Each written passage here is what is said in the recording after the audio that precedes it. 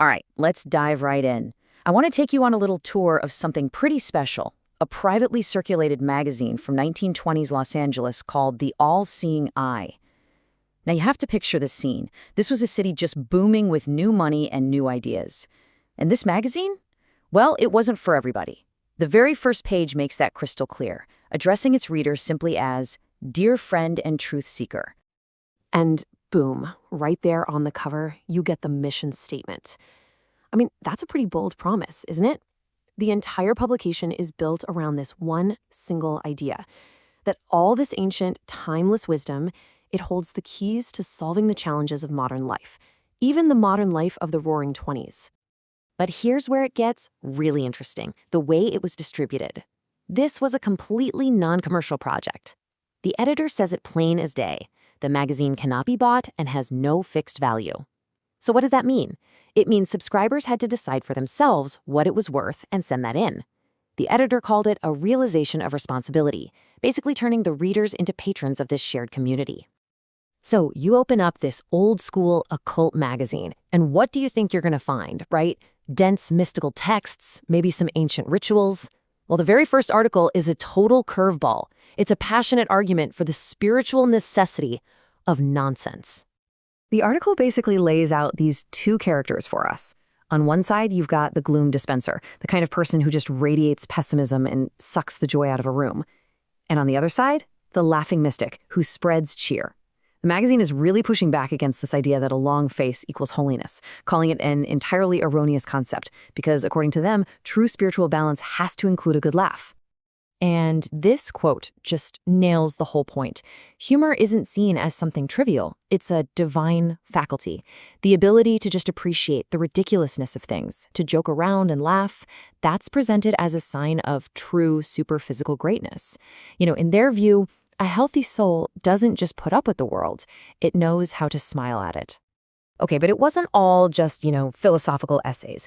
The magazine got creative. It had this whole section called occult fiction, and this first story is a classic detective yarn, but with a mystical twist. So the plot? It's simple, but it works. A professor's found murdered.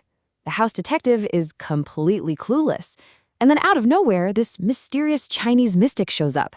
He doesn't dust for prints or look for physical clues. Nope, he uses his third eye to just see the truth of what really happened and solves the case instantly. So what even is this third eye? Well, the story literally pauses to explain it for us, weaving the magazine's whole philosophy right into the plot. It says it's the pineal gland, an organ that, when you awaken it, becomes a tool of perception that's way beyond our normal five senses. And just like that, a simple detective story becomes a lesson. So we've had humor, we've had a murder mystery, now we get to the main event. The centerpiece of the whole issue is this huge, sweeping epic about the lost continent of Atlantis. But here's the thing. It's not presented as a myth. It's presented as a factual, absolutely crucial chapter in the history of the human soul. And man, the picture it paints is just incredible. It talks about wondrous cities with twisting spiral minarets, universities paved in marble, a civilization of demigods. It was a world, as the magazine puts it, that was wild, massive, and grand, a time when humanity was at its absolute peak, physically and intellectually. But see, this isn't just about admiring a cool lost city. This is a cautionary tale. The article claims that this incredible civilization collapsed for three very specific moral reasons. First, the price of blood. They lived by violence. Second, the loss of beauty. Not looks, but the inner beauty of compassion and soul. And third, the perversion of education. They just stopped trying to find inner wisdom and failed to learn from their mistakes. So after all that, the humor, the fiction, the epic history of a fallen civilization, the magazine brings it all back home.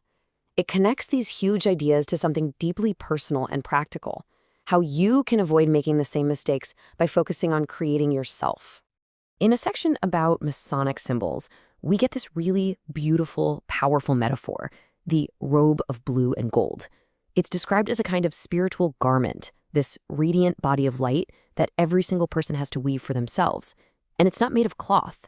It's woven from your own best thoughts, your highest ideals, and your acts of service to others. And it's not just some abstract idea.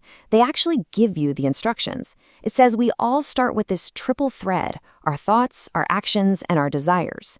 The whole point is to purify those three things and then weave them together into a seamless life.